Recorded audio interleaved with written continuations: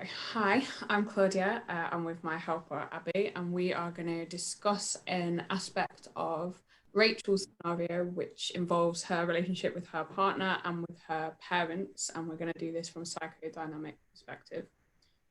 So, hi, Rachel. How are you? Hi.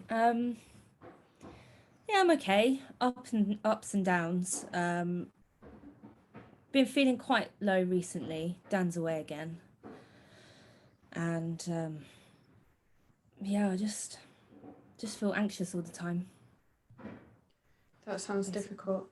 Is your anxiety related to Dan being away, do you think? I think it's definitely exacerbated by it. Um, I feel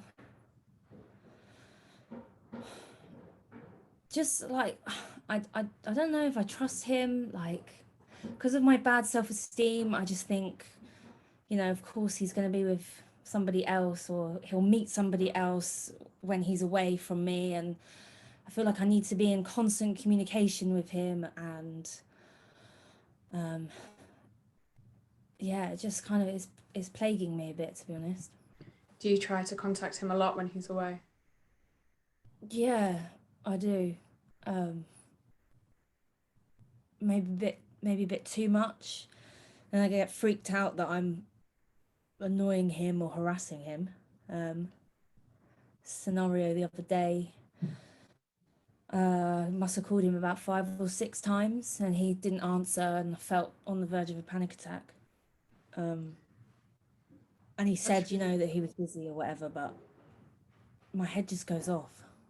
And what is it that you think in your head when you're having that moment and he's not answering your calling? What is it that you're thinking? That he's doing something better, or he's with somebody better, or he doesn't care about me. That's a voice. Why do you think he would care about you? You're nothing, kind of thing. That's a really difficult voice to have to listen to. Do you feel like you have that often in your head? Yeah, I guess so. Um,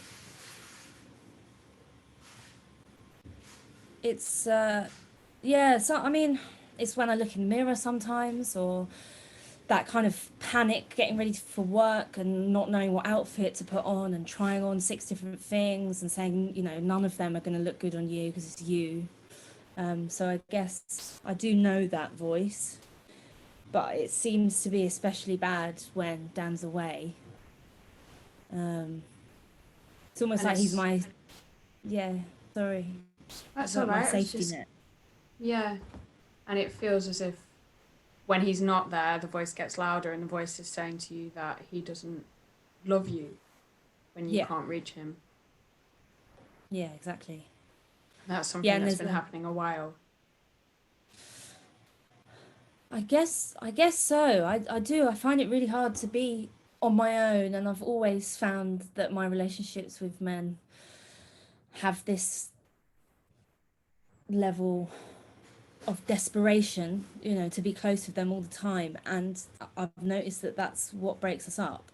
And I wish I wish it wasn't like this, because I feel like, when my rational brain is on, is that I'm pushing him away. So it's kind of acting against what I actually want. So, Yeah, no, I understand, and that feeling as if you're reaching out for something in another person is a really difficult emotion to have to feel when you feel out of control of your own emotions and as if that other person has control in a sense over how you feel. yeah.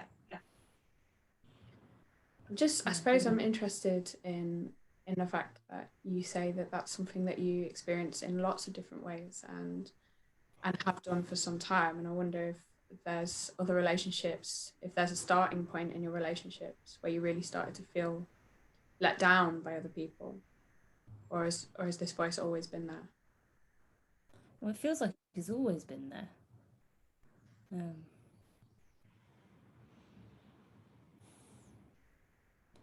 yeah, feels like since I was a kid, it's always been there. To be honest, was a I really see. troubled teenager as well.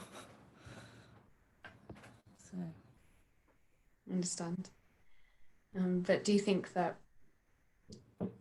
feeling these troubles when you were younger and when you were a teenager, feeling unloved or not good enough when you were young, is maybe coming out in your relationship with Dan now?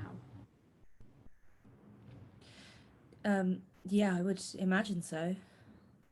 And probably why it's come out in every relationship I've ever had, really. Um, I So try and maybe remember got to love yourself first before you can truly be loved by somebody else, but it just doesn't feel that easy. it's difficult, isn't it, when it's a pattern that's been happening in your life for a long time. It's difficult to change that, even if you know that you want to love yourself more. It can be hard to break out of those patterns of thought sometimes, Yeah. and they establish themselves afresh in new relationships and in new situations, and it can feel very much like, oh, it's this again, here we go again, even though it's Yeah. everything's new. Yeah, it's very frustrating.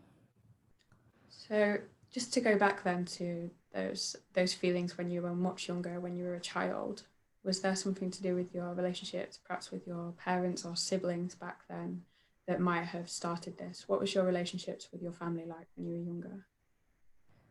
Well, I grew up with my mum and she gave she made sure I had everything I needed. So I always went to a good school and had things, I had good clothes and stuff like that. Um, but there wasn't that much of an emotional connection with her. Um, and my dad was around in the beginning, but then he got married and had kids with somebody else, and he kind of it was like he just disappeared. Before I saw him, well, I've been told that I saw him quite a lot when I was very little, and then from the age of about 5 or 6, he kind of disappeared. Yeah. Do you remember do you remember spending time with him before the age of 5 or 6? You said people told you spent time with him.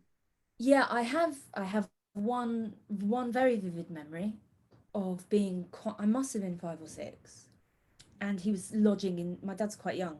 He was lodging in somebody's house in London somewhere, Mm-hmm. and he occupied the whole top of her house.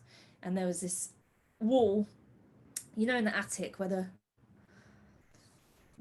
the roof hit, like, comes down, and there was a little alcove, and he made my bed in that little alcove. And I remember it just being me and my dad then. And then after that, that's kind of the last memory I had. Sounds like you had a good emotional connection with your dad, maybe at that age. Yeah, he was very loving, very loving. How Um, did it feel when he married somebody else? Can you remember that? well, I remember not. It wasn't actually that painful for me. I always knew my dad having girlfriends, and I got on with loads of them.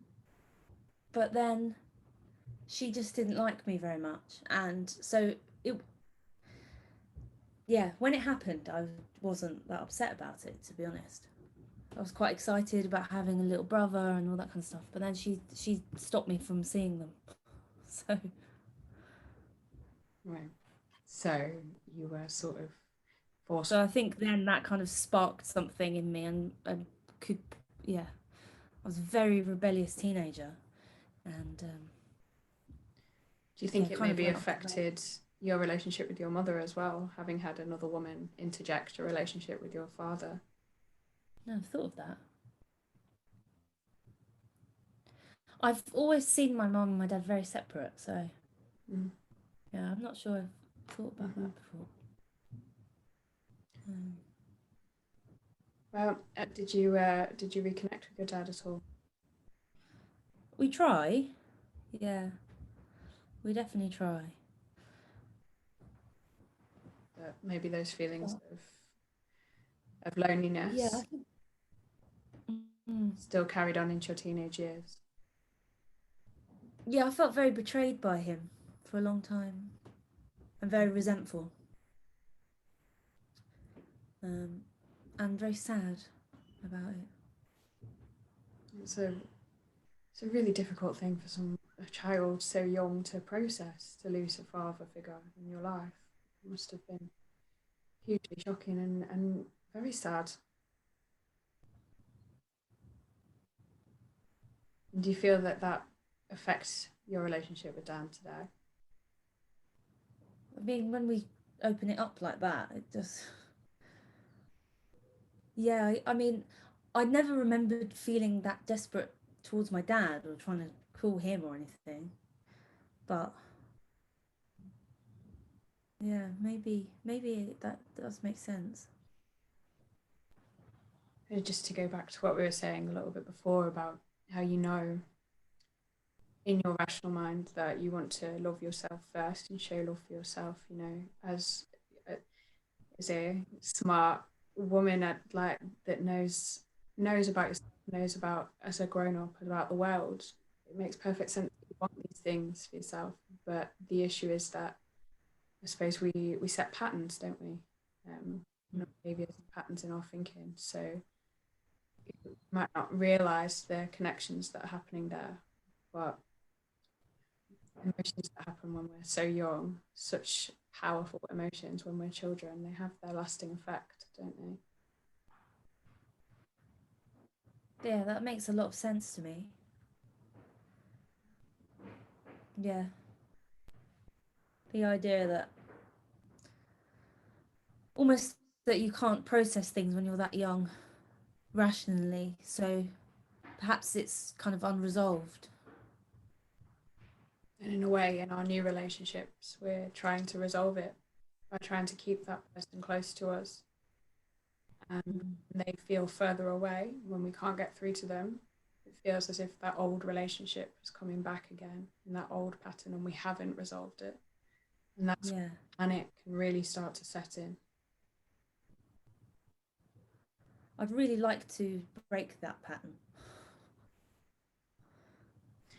Well, that's what we're here for, and we can work on that together. Okay. We're out of time for today, but I think we've made some really important ground, and I've really enjoyed talking to you. And I think next week we'll be able to really talk about how we might be able to break through those patterns of thought. I agree. Thank you. You're welcome. Thank you.